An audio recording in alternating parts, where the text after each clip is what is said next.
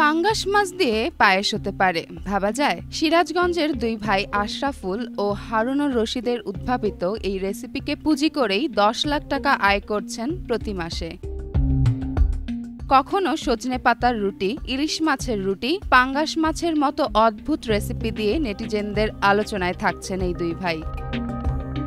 Comedy video দিয়ে শুরু করে পরবর্তীতে রান্নার ভিডিও দিয়ে আলোচনার তুঙ্গে তারা এখন, দেশের মানুষের ভালোবাসা এবং নতুন রান্নার উদ্ভাবন করতে।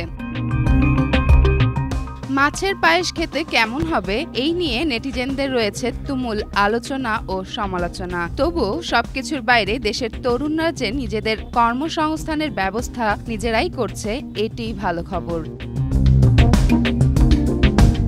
যেমন ফারিয়া, জনকণ্ঠ।